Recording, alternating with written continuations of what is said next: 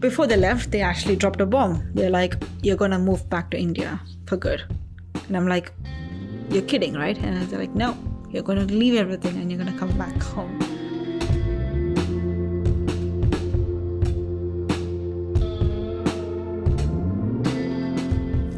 Krupa Mehta, who came to the UK from Chennai in India alone and loved it so much, she brought along her new groom as well.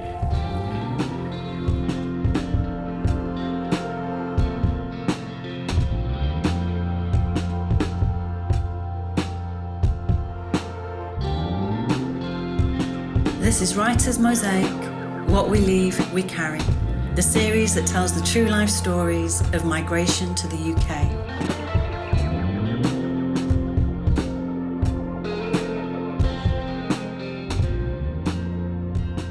My name is Krupa and I am originally from Chennai, which is part of southern India. Moved to UK in 2010 for my master's and ever since I've been here. Chennai is it's one of the biggest, fourth largest metro city in India. It's by the seaside, so it's got second or third largest beach, sea line, coastline. It's beautiful, very humid, very warm, but very orthodox in sense of the mentality. Every Sunday we used to go to beach with my dad's friend, and my dad used to have a scooter, so I used to stand in the front and then we used to go to beach.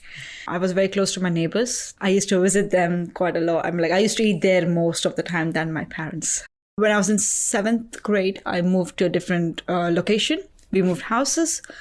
Even there, I found a good neighbor and I used to eat their food. Mom is a housemaker. She grew up in Mumbai and she came down to Chennai after she got married. And my dad, he is working and he owns a textile business, which he inherited from his dad. And also, he's also an insurance agent. I always knew that I wanted to do something computers. I was happy in Chennai. My life was, I had my friends, I was close to them, and, they all were, about one street apart from each other, so we all used to meet every day. I was a different person back then, and I loved that side of me as well. My mom always had a thing that I would always do my master's abroad. I never took her seriously, but then one day I just checked out and then I just happened to ask my dad that, hey, this is this course over here and this looks interesting. A couple of days later, he actually came up to me and said that, I have a client who is a consultant on UK education. Let's go and meet them. So I was like, okay, that was a surprise. And then we just went and met them and they were really good and they helped me to get my SOPs. Statement of purpose. So why do you want to study abroad? Never ever I thought that I'll go to any other country. It was always UK. I don't know why. I visited England when I was in my second year of college through a college trip. So that's when I liked it. So I always knew that I was going to go to England. We applied for a lot of colleges and I got through in Sussex. And so I ended up in Brighton. I remember I think I landed on 1st of October 2010. It was raining, it was pouring with wind and my 30 kgs of suitcase was moving around. I actually got in touch with this lovely family down in Brighton, Dr. Johnny. They very sweetly offered okay, yes, you can come and stay for 2 weeks until you find an accommodation. I don't know why, but I always had that feeling that I'll figure something out. Mrs. Johnny opened the door and she's like, welcome, and blah, blah, blah. And it was lovely because she just immediately just made us feel home. It was a cultural shock because I've never seen a university that big. My college is a building. Overwhelming at that point of time. Mrs. Johnny very sweetly offered, saying that, I don't mind you staying here. I stayed there till March. Then I moved out because I wasn't it was good staying with the family because they made me feel very welcome. They made me introduced to all the culture and it was very nice to like be with someone when you come back home and not alone, because I didn't have any friends, no one. I was just trying to make my way through, still missing home and everything. And I didn't know how to cook. But that's why I moved out in March, because I was getting way too comfortable and not learning anything new. One of my friends was also looking for accommodation outside, so we both together rent a flat. Oh, before that, I forgot to mention about my job hunting as well. So I started my first job on my birthday. I started as a cashier in the till. That was my job for the entire Christmas, through the Christmas time. I worked in curries for another a year and a half after that. So I met a lot of people in curries, right? Because in tills, you actually get to talk to a lot of people. Then when you become a sales assistant, then you actually have to understand their accent. And that's how I understood all the different accents that we have in England. Like how Southern is different from London to Northern to Irish to Scottish. The first 6 months that I had, I was very like missing my friends, missing my family and things like that. After the job part, it made me much more like relaxed and starting to like where I was, because I met a lot of new people. I was talking to them. I had very good friends in curries. They actually took me to the first pub. My first pub was in the Lanes. I think it's called the Victoria or something. And then we went to Nando's for the first time. So that was my first meal outside, like in a proper restaurant. So those kind of things. I didn't think anything. I think I was just enjoying the moment. So that's when I made a lot of new friends as well in the uni. And I used to love Brighton for the fact that it was the right size compared to Chennai. I think the work, the uni, the family, the Brighton, everything was a perfect mix. So my master's degree was just for 1 year. Before I moved to the new flat, I actually went down to give my parents a surprise. And I stayed there for a couple of weeks. That was my first visit back home. Then I came back, and then we started hunting for the flat. It was always the plan that I was going to stay in England. If you graduate from a degree in UK, you get 2 years of visa to actually find a job. I finished my master's in September. We had a graduation in January. My dad visited for the first time. My dad saw where I was living, who my friends are, and things like that. And he felt very happy that I'm actually happy. It did hit me that I need to find a job, but it was because working in curry just made me financially stronger, so it's fine. Not in a rush, or not looking for it, but I was constantly looking for jobs. So we had a roommate, and he used to work in DC Storm as an intern. I think in March end or something, he happened to let me know that there is an opening in his company for an internship. I was like, okay, I'll give that a chance. And I went for my first interview. So yes, that's how I joined DC Storm. Next big chapter of my life. As I said, as for everything, I just keep saying yes. I said yes to this as well. And then I started as a tester on June 11th, 2011. So about England itself, I enjoyed the culture. As a personality, I think rewinding a little bit more about myself, I was growing up I had my own closed community. I have never explored myself. I've never been explored to other cultures, even within India, let alone outside of India.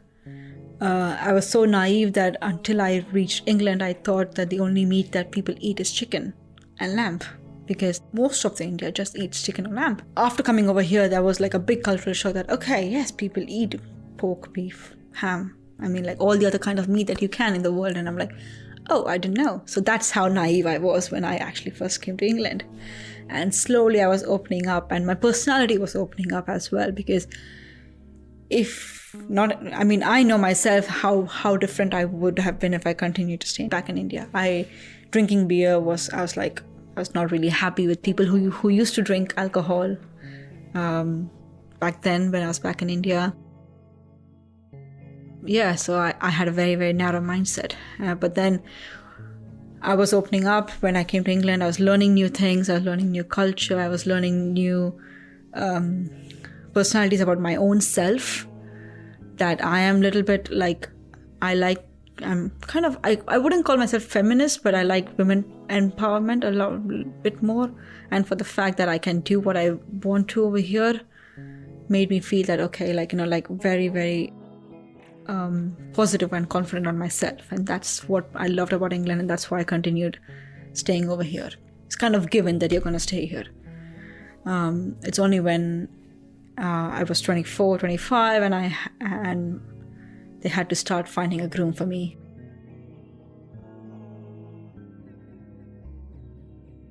I had to get married. And that's when it became a issue. So the groom hunting was across the board. Usually they do ask me like what my preferences are. I didn't have any preferences in my mind, but I knew that I didn't want it to go back for sure. Like, you don't want to miss on a person because of a location. I think overall my theme is whatever happens, happens for good. So I just keep saying yes with whatever comes along. So my parents visited me in 2014, August. That's the first time that my mom visited me. I remember very well because she loves long drives. So I drove from here all the way to Scotland because that was one of the things that my mom and I used to do when I was back in Chennai. So my mom used to love to go for a drive, and then I'll just take the car and just drive with her. So drove all the way to Scotland, and so we spent a week there, then we came back, and then they flew. But then before they left, they actually dropped a bomb. They're like, you're gonna move back to India for good. And I'm like, you're kidding, right? And they're like, no, you're gonna leave everything and you're gonna come back home. And I'm like, but why? It's like, because before that I was looking for grooms. We were making communications on Skype calls and things like that, but nothing was working out. And some people who wanted to see me because I was not physically back in India, it was making it very difficult. So that was the biggest stress of their life at that point of time, that I'm not able to find someone. I think by that time, I had already seen about 4 to 5 other guys, and nothing worked out, or I didn't even like them in the first place. They became very adamant on that, very, very adamant. And that was a stress of my life, because I had to every day wake up, I had to convince my mom that please let me stay. And then I had to convince my grandmom, my mom's mom, that please please let me stay here. When you try to delay a marriage topic back in India, what happens is people around them starts talking that, oh, maybe she has a boyfriend down there and that's why she's acting all this weird and she doesn't want to get married, or she's doing something maybe she's in a live-in with someone and things. So they all starts feeding in all the negative thoughts, and that's how my mom started believing all of that, because nothing was happening and she thought that I'm just dodging it on purpose. That was the sad part, because I'm like, you trust others more than me actually. But that's how the society is anyway. They always had something to gossip to talk about, and I was a gossip of that time. My argument with my parents is that I have nothing to hide, so I'm not gonna just come out because you guys think that I'm doing something wrong over here. I have a great job, I'm enjoying, and I have a great life. I don't see a reason why should I give up everything and come down just so that I'm not able to find a groom, which is a very, very silly reason. So yeah, then I went and spoke to Ian Berry, was my manager back then, that hey, this is the situation and my parents want me to go back. And he didn't wanted me to leave either, and he's like, what can we do to actually not for you to go? And I'm like, I don't know, maybe they just need time for me to come down and actually look for grooms and things like that. So maybe if I can take some sabbatical or unpaid leave and go down there, that can be a plan. So we thought of a plan together. So I went and convinced my grandmom for it, not my mom, my grandmom. Is this okay if I come down and actually look for a groom and see how it goes and things like that? I can stay there for a month. And she didn't answer me straight away, of course. I think a couple of days later, I remember it's 4:30 a.m. in the morning, she gave me a call. And just I convinced your mom you can stay down there. You can just come for 1 month. That was the happiest day of my life. At that point of time, yes. October 1st, I visit India. And I go straight to my grandmom's house. who stays in Mumbai, by the way. And my grandmom has this big book ready for me for the guys to meet, with all the resumes, profiles. Yeah, like a printed profiles, like with the pictures and teeny tiny picture, passport size picture, and then like the details of the family and themselves and what they've done and what their hobbies are. Of course, I had a similar profile which went out to the world as well. So yeah, I met the first person which I already knew that I was going to say no. I said no to him because he had completely different mindset. Then met a couple of other guys, and the October 3rd, I met Priyank. So Priyank came down to my grandmom's house, and we get time to talk to each other. Usually get about 10 to 15 minutes to talk to each other to actually see whether you're compatible and you want to move ahead for the next round of the interview. So, but we took 2 hours because we gelled along really well. We happened to gel on Friends, the sitcom. So he used to love it. I used to love Friends. And so that's how we gelled along, and we spoke about it, and we spoke for 2 hours, not just about Friends, but about different things. So then we agreed to meet again. Each time that you meet with different set of family members so that they also get to meet the guy and the family. So then this time, because the first time was all my mom's side of family, then this time my dad's younger brother was in Mumbai at that point of time. So he came as well. So then we met in this restaurant with my mom's younger sister and my dad's younger brother. So they came along with me, and we met again, and they met again. My parents only met him later on, after everyone's already met him. It was very, very scary taking such a big decision. Like, whether this is right, wrong, don't know anything. Well, there was another part of this thing is that everyone asked me not to ask Priyank to move to abroad, to UK. But of course, me being me, I went and asked him. So the day it got official, we have a kind of a small ceremony where you get both the families together.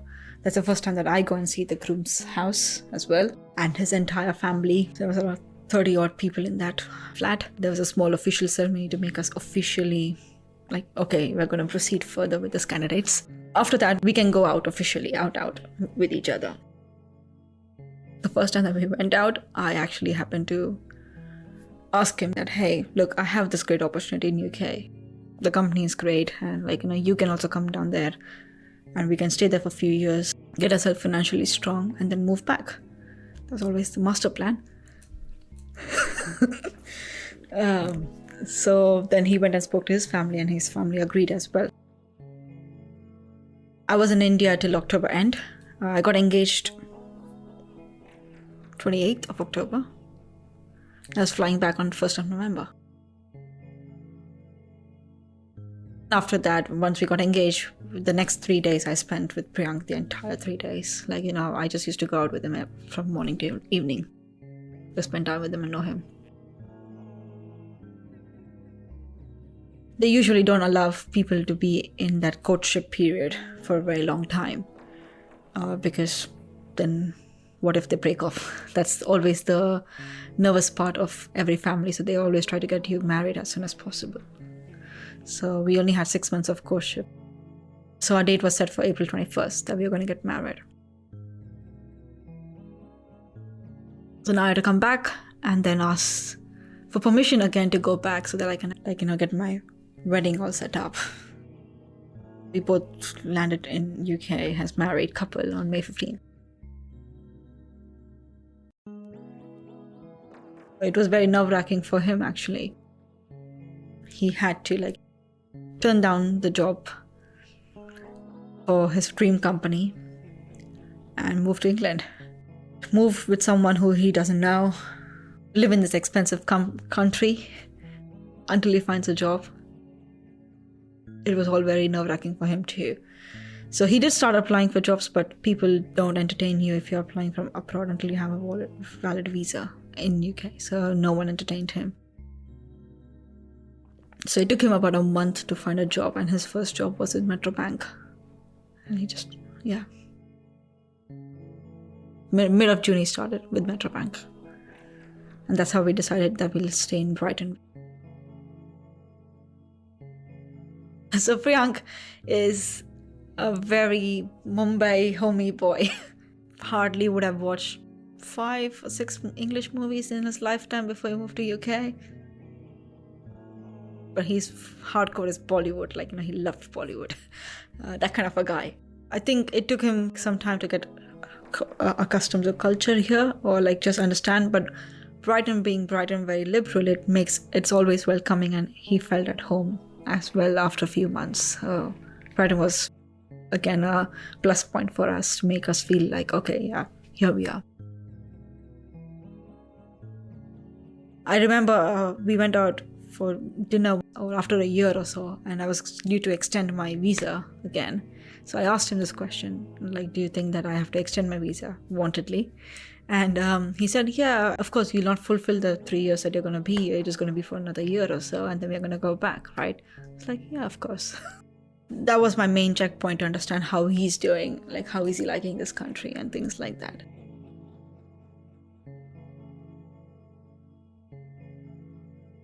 Priyank as a person is a very introvert, so he doesn't make friends quite easily. So it's not very easy for him to get out and make friends anyway. So for him, my friends were his friends. Must be very difficult for him to be leaving everything and staying here and trying to find the way. He obviously liked living where we are. I think we went back home once between then, and then we can see the difference that what if our life would be if we were back home. Overall, but also between us, would have been very, very different. Whenever you stay in India, you have to stay with a joint family. So the only time that you get with each other is at night. That's not enough to actually build a bond and trust that as two strangers would. Because in this case, we were strangers to each other. We just didn't know as a personality how we both were anyway. So a lot for us to learn from each other, a lot to understand about each other, a lot of falling in love to do and things like that, which was all supposed to happen at its own pace, but we had to have the space, and that we wouldn't have caught in if we were back in India.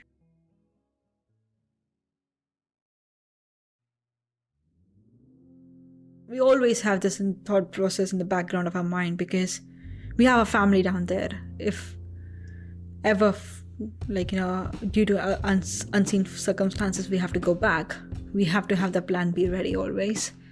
Or at least a plan B of moving someone here or us going back down there. That's always in our mind for our parents.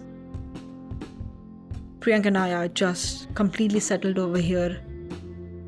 We both love traveling. That's one thing that we established. And the ease of financially being strong that you can get over here.